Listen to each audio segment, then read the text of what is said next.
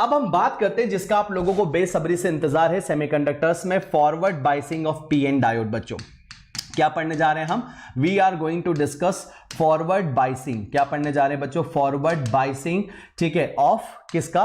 PN junction. Forward biasing of PN junction हम यहां पर स्टडी करने वाले हैं। बहुत सिंपल है ये, लेकिन बहुत कॉन्सेप्चुअल है। काफी सारे बच्चे यहां पर बेसिक मिस्टेक्स कर जाते हैं। आई होप आप ये गलती नहीं करोगे।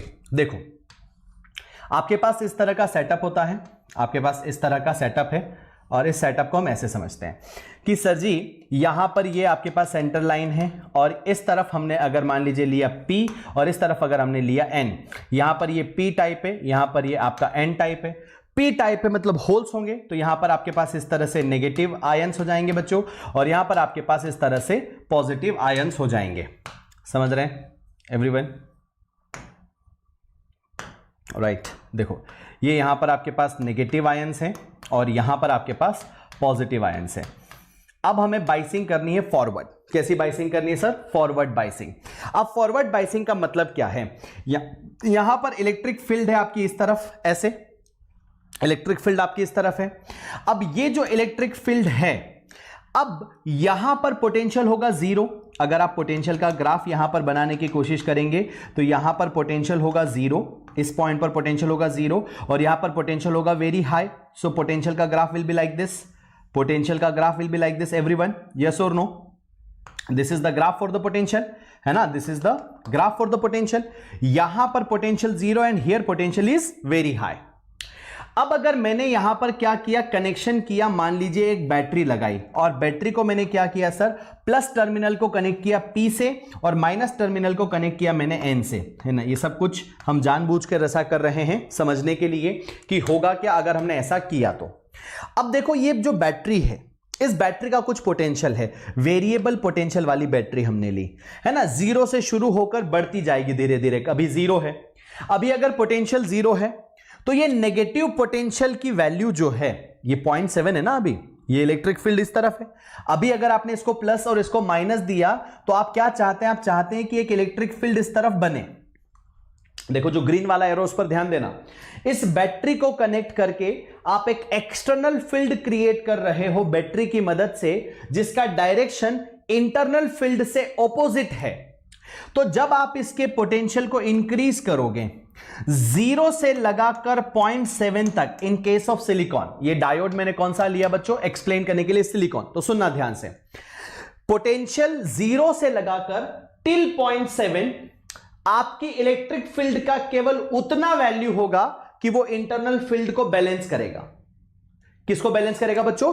इंटरनल फील्ड को बैलेंस करेगा। अब जैसे ही आपका एक्सटर्नल इलेक्ट्रिक फील्ड क्या करेगा बच्चों? जैसे आपका एक्सटर्नल इलेक्ट्रिक फील्ड इंटरनल के क्या हो जाएगा? बराबर हो जाएगा। जैसे ही इन दोनों का मैग्नीट्यूड बराबर हुआ, आप यहां पर बोलेंगे डिप्लीशन लेयर का थिकनेस कम होगा। जैसे जैसे आप बैटरी का पोटेंशियल बढ़ाओगे, ये इलेक्ट्रिक फील्ड कम होगी, ये एक्सटर्नल वाली फील्ड बढ़ेगी, यहां का बैरियर पोटेंशियल कम होगा, डिप्लीशन लेयर जो है वो आपकी रिड्यूस करेगी।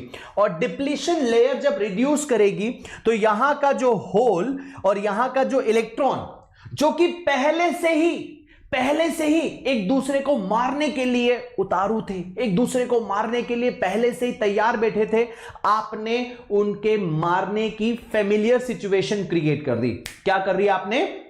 सिचुएशन को और फेमिलियर बना दिया। होल पहले से ही चाहता था कि इलेक्ट्रॉन को खत्म करे, इलेक्ट्रॉन पहले से ही चाहता था कि होल्स को खत्म करे। ठीक है, पहले से इनकी सोच थी। अब यहां पर लेयर क्या हो गई? कम हो गई। लेयर आपने कम करी, कैसे? आपने यहां पर इंटरनल इलेक्ट्रिक फील्ड से ऑपोजिट डायरेक्शन में फील्ड दे दी, तो डिप्लीशन लेयर कम होगा। डिप्लीशन लेयर अगर कम होगा तो होल्स और इलेक्ट्रॉन्स एक दूसरे को आसानी से फ्यूज कर पाएंगे।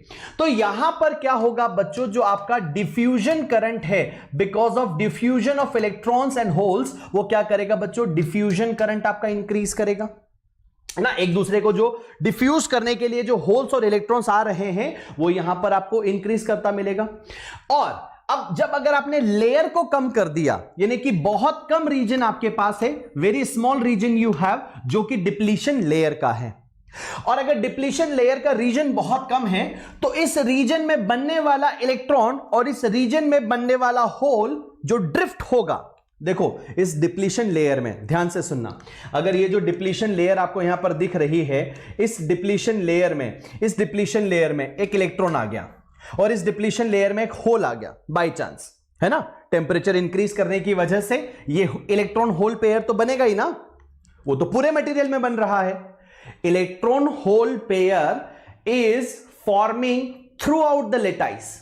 टेम्परेचर को इंक्रीज कर रहे हो आप, अगर आपने थर्मल एनर्जी दी है तो वैलेंस बैंड का इलेक्ट्रॉन कंडक्शन बैंड में जा रहा है, ये प्रोसेस तो थ्रू आउट चल रहा है ना। एवरीवन क्लियर है? महाराजो हां या ना बोलोगे, थम्स अप करोगे, हार्ट्स ड्रॉ करोगे, समझ में आ रही बात? तो ये इलेक्ट्रॉन क्या होगा, ये इलेक्ट्रॉन ड्रिफ्ट होगा एन साइड और ये होल्स इलेक्ट्रिक फील्ड की वजह से ड्रिफ्ट होगा पी साइड। इसको ये इलेक्ट्रिक फील्ड, ये वाली इलेक्ट्रिक फील्ड जबरदस्ती धक्का देके एन पे भेज देगी और इस होल को जबरदस्ती धक्का देकर पी पर भेज देगी।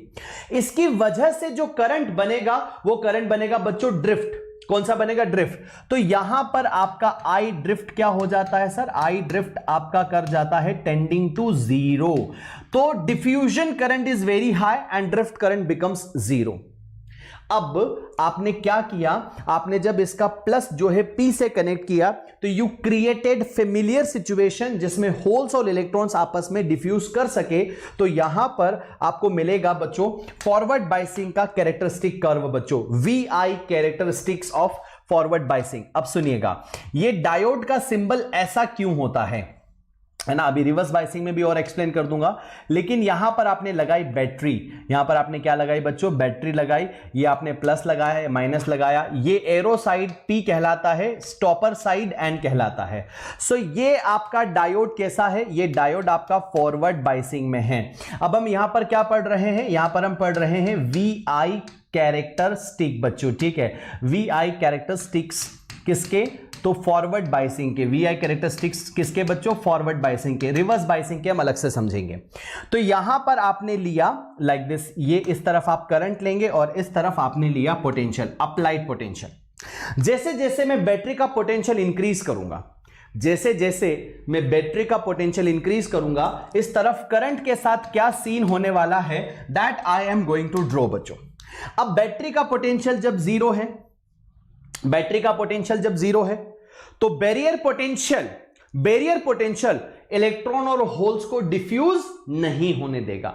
जब इस बैटरी का पोटेंशियल जीरो है तो अभी बैरियर पोटेंशियल अपना रंग दिखाएगा, अभी वो इलेक्ट्रॉन और होल को फ्यूज नहीं होने देगा। फिर आप क्या कर रहे हो? पोटेंशियल को बढ़ा रहे हो। पोटेंशियल को बढ़ाया, बढ़ाते बढ़ाते आप लेकर गए 0.7 तक। कहां पर लेकर गए? बढ़ाते बढ़ाते 0.7 तक। जैसे ही तुम 0.7 तक पहुंचोगे, till 0.7 you are getting very less amount of current, लेकिन जैसे ही तुम 0.7 से 0.8 पर पहुंचोगे you will get very high amount of current. क्यों ऐसा हुआ? बहुत कम पोटेंशियल पर why there is a huge amount of current. हालांकि ये ह्यूज नहीं, ये होता है माइक्रो एम्पियर बच्चों, सॉरी मिली एम्पियर। ये क्या होता है सर? ये होता है मिली एम्पियर में, बहुत ज्यादा नहीं, मिली एम्पियर्स में होता है ये करंट, ठीक है। सो यहां पर why there is a sudden jump in the I value with very small change in the potential। 0.7 से 0.8 पर पहुंचते ही ऐसा क्या हो गया कि करंट बहुत ज्यादा मिल गया? सुनो मेरी बात। एक्चुअल में जो ये डायोड है, इस डायोड की बाइसिंग जब तुमने फॉरवर्ड करी तो यहां पर P के जो होल्स हैं और जो N के इलेक्ट्रॉन्स हैं वो पहले से ही तैयार थे एक दूसरे के साथ टकराने के लिए। तुम्हें केवल क्या करना था? उन्हें रोकने वाले लोगों को मारना था, यानी कि बैरियर पोटेंशियल को रिड्यूस करना था, इलेक्ट्रिक फील्ड को रिड्यूस करना था, इंटरनल वाली को। जैसे ही तुमने डिप्लीशन लेयर को थिन किया, होल्स आसानी से जाकर इलेक्ट्रॉन से टकराएंगे, इलेक्ट्रॉन्स आसानी से होल्स से टकराएंगे। मतलब आपको एडिशनल एनर्जी उन्हें टकराने के लिए नहीं देनी पड़ेगी। Holes and electrons do not require additional energy to collide with each other, पहले से ही टकराने के लिए तैयार हैं। राइट एवरीवन, क्लियर है? ठीक, चलो बहुत बढ़िया। इसलिए there is sudden jump in case of कौन सा, ये मैंने बनाया येलो कलर से सिलिकॉन का बच्चों। अगर मैं यहां पर बनाता हूं किसके लिए, यहां पर अगर मैं बनाता हूं आपके जर्मेनियम के लिए, तो जर्मेनियम के केस में 0.3 होता है आपका बैरियर पोटेंशियल, और 0.3 के बाद there is sudden jump at 0.4 only. यहां पर क्या हो जाएगा सर, ये जो 0.4 है यहीं पर सडन जंप मिलेगा। ये मैंने बनाया किसका, जर्मेनियम का। दोनों बातें ढंग से समझ लेना, सिलिकॉन का थोड़ा सा आगे से कर्व बैंड हो रहा है येलो कलर में, जर्मेनियम का हो रहा है थोड़ा सा पीछे से। फॉरवर्ड बायसिंग, फॉरवर्ड बायसिंग में यहां पर जो पोटेंशियल की कमी आती है बच्चों, वो 0.7 की ड्रॉप आती है, 0.7 वोल्ट अगर सिलिकॉन है, और अगर जर्मेनियम है तो 0.3 वोल्ट। मैं दोनों ही बातें लिख दे रहा हूं, जर्मेनियम के लिए 0.3, सिलिकॉन के लिए 0.7। जो फॉरवर्ड बायसिंग का रेजिस्टेंस होता है RFB, वो ऑलमोस्ट 20 ओम होता है, यानी कि बहुत कम होता है बच्चों। अगर आप देखेंगे तो RFB को आप चाहो तो लिख सकते हैं, RFB is almost 0, there is no resistance, यानी कि ये डायोड कोई रेजिस्टेंस ऑफर करेगा ही नहीं। Ideally, resistance of this diode will be 0, but in practical cases बच्चों, in practical cases इसका resistance 20 ओम होता है। कितना होता है सर, 20 ओम होता है। क्लियर है? हाँ जी। बट वाई, किस चीज में वाई बच्चों, everyone come on tell me.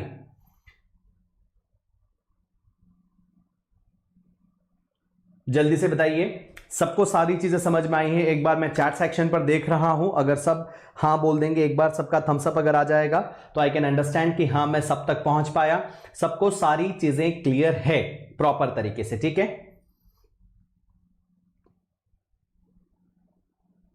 Right, clear? Yes, sudden up in the graph. आप ऐसा देखो, है ना, एक लड़का था राजू और एक लड़का था बंटी। राजू और बंटी दोनों लड़ने के लिए तैयार, उतावले एकदम, बिल्कुल ठीक है। राजू और बंटी, देखो यहां पर एक लड़का खड़ा है, ठीक है, यहां पर एक लड़का खड़ा है, हिज नेम इज राजू, ठीक है, एंड यहां पर एक बंटी लड़का खड़ा है, ठीक है। तो यहां पर मान लीजिए राजू, राजू के साथ यहां पर मान लीजिए फरहान, ठीक है, राजू और फरहान और एक दूसरे के साथ लड़ने के लिए तैयार है। लेकिन यहां पर बीच में रेंचो खड़ा है, ठीक है, बीच में कौन खड़ा है, ये एकदम बिल्कुल झगड़ा करने के लिए तैयार है दोनों, ये एकदम झगड़ा करने के लिए तैयार है, एक दूसरे को मार काट देंगे वैसी सिचुएशन है। और बीच में रेंचो खड़ा है, बीच में कौन खड़ा है बच्चों, रेंचो खड़ा है। आपने किसी तरह से अगर रेंचो को हटा दिया तो ये तो वैसे ही लड़ने के लिए तैयार थे। रेंचो क्या कर रहा है, Rancho is working as barrier potential, ये बैरियर पोटेंशियल की तरह काम कर रहा है। तुम किसी तरह से रेंचो को हटा दो, ये वैसे ही लड़ने के लिए तैयार है। They do not require additional energy to fight with each other. Fight तो वो पहले से ही करना चाहते हैं, रेंचो उन्हें रोक रहा है। तुमने रेंचो को खिसकाया, वो लड़ने लग जाएंगे, यानी कि आपको सडन जो है राइज मिलेगा। दैट इज द रीजन बच्चों। आई बात समझ में? क्लियर है ना? तो समझ गए आप सभी लोग, है ना? तो फिर कभी कभी ऐसा समझाने के लिए करना पड़ जाता है। चलो, so for PN junction diode in forward biasing बच्चों, अगर आप पीएन जंक्शन डायोड को क्या करना चाहते हो, फॉरवर्ड बायसिंग करना चाहते हो, तो same potential is applied, greater potential is given to N as compare to P, greater potential is given to P as compare to N बच्चों। तो आपने अभी देखा कि अगर हम पीएन जंक्शन डायोड को फॉरवर्ड बायसिंग करना चाहते हैं तो उसकी फॉरवर्ड बायसिंग के लिए आपको P को जो है हायर पोटेंशियल पर रखना पड़ेगा as compare to N. Right, ये बात सबको समझ में आ गई?